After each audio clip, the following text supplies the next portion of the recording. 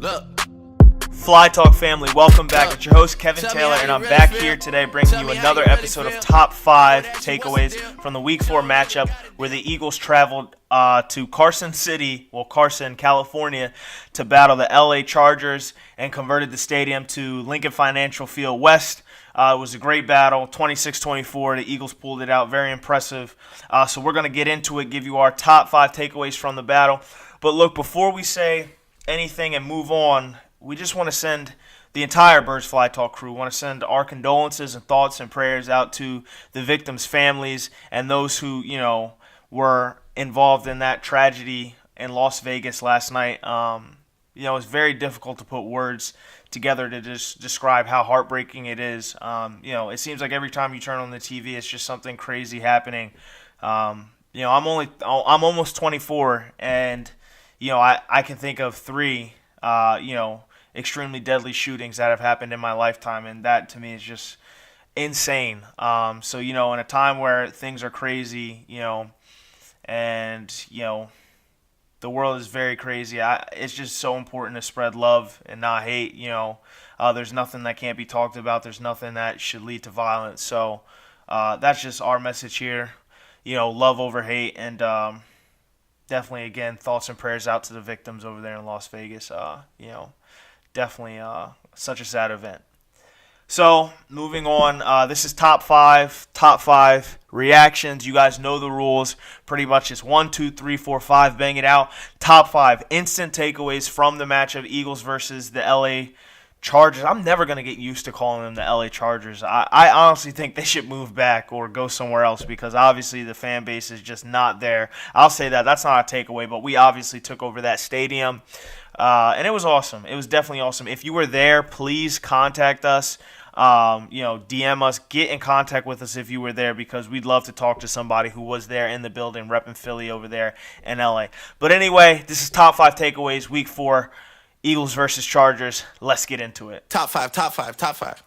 Bend, don't break. That's the story for the Eagles defense here in week 4 against the Chargers. They obviously let up some huge plays throughout the game.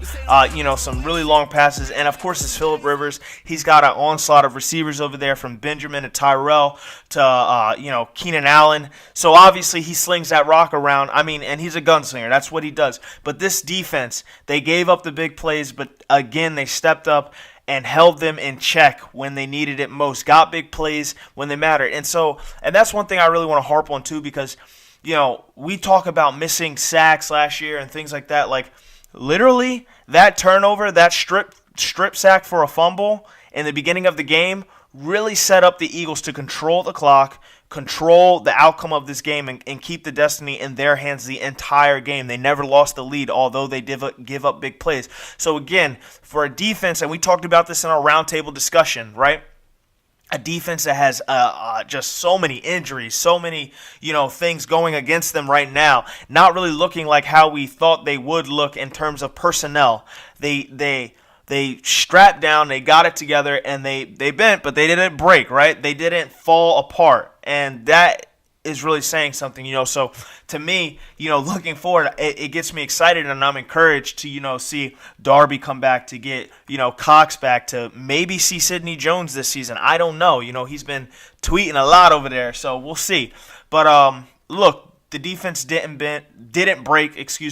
They bent. They were flexible. And you're gonna give some things up. Like in the fourth quarter, when you have that personnel and they're desperate, they're gonna be throwing that ball a lot. And so we try to keep things in front of us. Like you remember that Giants game? We did the same thing, and now it comes down to tackling. So I think you saw the difference there when we have our free safety back in and we make those tackles and keep them in front. Obviously, Hunter Henry had an excellent touchdown, but we got the ball back after that, and we were able to control it. Bend but don't break.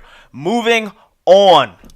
PFF line. If you guys don't know what PFF is, it's Pro Football Focus. Now, you might hear about Pro Football Focus all the time. This player ranked high on Pro Football Focus this week, or he's been ranked this high, or his stats, or blah, blah, blah. Pro Football Focus pretty much is an all-analytics-based website, and they rank players in different statistical categories and units, from lines to defensive lines to, secondaries, all of that, based on their performance. Now, they also make a lot of educated guess, hypotheses, right? So in the beginning of the season, they had the Eagles ranked as, as hypothesized to be the best offensive line in the league coming into the season. I have been on record, and for all of you who watch our videos and talk to us, off air and things like that, I thought that was a load of malarkey. Like, I wasn't with that. I was like, listen, man, this offensive line has talent, but I don't think we're there. Well, finally in week 4, this offensive line, after moving some pieces around, we shipped off Alan Barber in the beginning of the season, but Wiz stepped in, and he has been the most motivated person on this offensive line since coming in. And I'm not saying he's played the best, but he's definitely played the hardest. This offensive line was making holes. They were moving people, controlling the line of scrimmage. That is a formula for winning. I promise you, if you control the line of scrimmage and you set up your run game, it is a combo to win football games. And that's what we saw from this offensive line. I mean, they were mauling people. Like, I looked at that Wendell Smallwood touchdown at the goal line. If you go back, watch the highlights, Wiz pulls, grabs one of the tackles, and absolutely mauls him. I mean, it was excellent.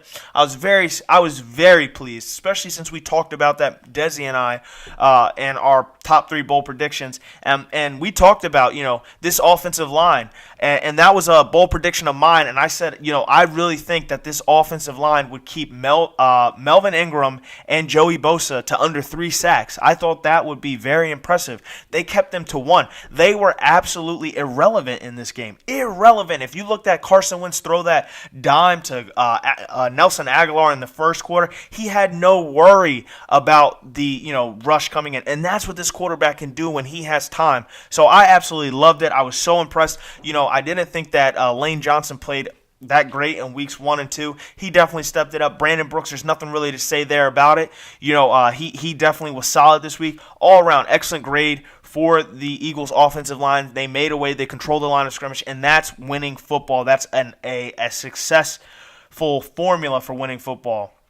Excuse me. The Cowboys, when they were dominant last year, they were controlling the line of scrimmage, and you saw what they did.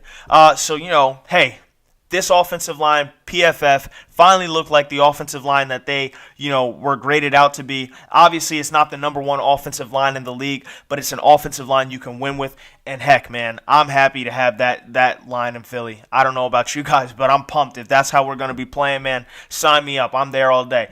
Moving on, Elliott Excellence. Look, the guy has been 6 for 6 since that last game.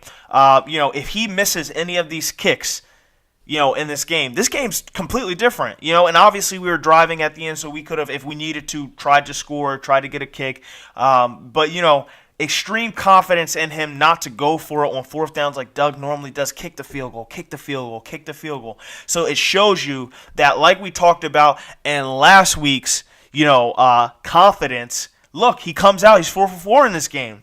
He's hitting from everywhere, from 56 yards. I think he put up 19 fantasy points. I mean, if you are looking for a fantasy kicker and you have guys who just are, oblivious in your league, pick up Jake Elliott, Jake the Ripper. I'm telling you, his confidence is at an all-time high right now. And since JPP yelled at him in week 3 and said, hey, buddy, no more misses, he hasn't missed. So, look, I said this, I think it might have been 2 episodes ago, and I definitely put a post up on our Instagram, which you can go back and read at Birds Fly Talk on Instagram. He's putting Caleb Sturgis on notice, and right now giving the Eagles a very difficult decision right here. If you put him on your practice squad, he's not staying there. Like, he's going to get picked up. Someone will get cut, and they will go after Jake Elliott. That's just a fact. He's too hot right now. His leg is too big. Every single kickoff goes out of the end zone. Have you seen any kickoffs come back? No, because he's got, one of the biggest legs in the NFL. Great pickup. I'm thrilled. I hope his confidence continues to go up. And Jake the Ripper will keep soaring, whatever. Hey, both of them are pretty good. Serve it up, baby. Look, moving on, 4th point. Wentz guides, man. Look, today was one of the first days that Wentz did not have to really put the team on his back. And we were able to rely on other things that we're going to get to. Obviously, you see it over there. We were able to rely on other things. Doug called, in my opinion, his best game as an Eagles head coach. best game of it as an Eagles head coach. As a head coach, period, he's only been, it's probably the best game he's ever called in his career because I don't know how much play calling he's actually done. I know but anyway, Wentz didn't have to do too much, and he was smart with the football. He wasn't erratic with his throws. He got outside the pocket, but he was very, deliberate with his moves.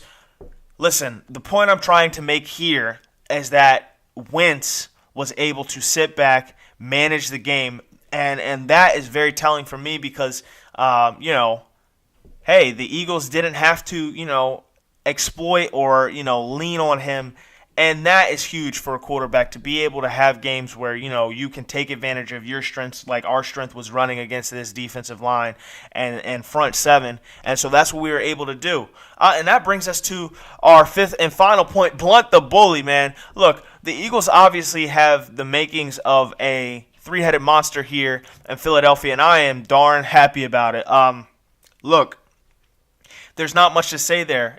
Corey Clement's running hard when he's in. Wendell Smallwood is a factor. And for all you guys, you got to listen. Like, you can't give a running back 3 or 4 yards in a game and expect him to produce. It's just, you can't do that and expect him to, especially a second-year running back. Like, he needs volume. So incorporating Wendell Smallwood in the pass game like that, obviously, you saw what he could do. I'm very high on Wendell Smallwood. And I thought he filled Darren Sproles' role in this offense as well as he possibly could. And, honestly, losing Darren Sproles kind of was like, it's not like, obviously, we don't want to lose Darren Sproles. Like, that's my guy. But it's an opportunity to learn what we have in our other running backs and for Doug to really, use everything he has in those books from the fake end arounds to screen, those things, the really creativity. Because in my opinion, when we have Darren Sproles in there, I think that sometimes Doug gets a little bit lackadaisical with his calls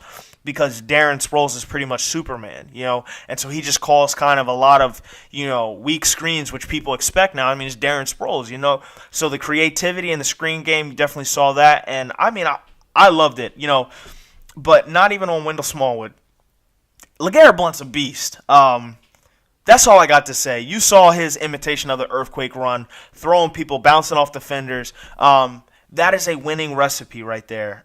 These running backs can really make something happen. Don't sleep on them. Keep supporting them because literally they will pick this team up when it's necessary, and they'll be extremely necessary against teams like the Chargers when, throwing the ball is not our number one strength against them. Running the ball was definitely our number one strength in this game, and we got it done on the back of LeGarrette Blount and Wendell Smallwood, Carson Wentz guiding, Doug Peterson calling an excellent game. He gets an A+ for this game. To be able to go down and wipe off 7.5 minutes off the clock, I don't think anyone really expected that. So kudos to the Eagles, 26-24. Controlled the outcome of the game, controlling their destiny, currently sitting at the top of the NFC East, and it's right where we want to be. We took 2 out of 3 on the road in the first 4 games. The first month of the season is done, guys. Football is back, and we are in the thick of it. So, first quarter of the season is done. Please stick in for our upcoming segments this week. We're going to try to do a lot more since it's the first quarter of the season is done. Again, please like, share, and subscribe. Hit that button down there. And look, this is Birds Fly Talk, man. It's the only way we know how to do it. The best way, baby, for the best fans in the world. It's Birds Fly Talk, man. Like, share, and subscribe. Please follow us on Instagram. And, tune in. Got more coming up next for you, baby. Birds Fly Talk, Kevin Taylor. Peace out. They gon' think I want a Grammy.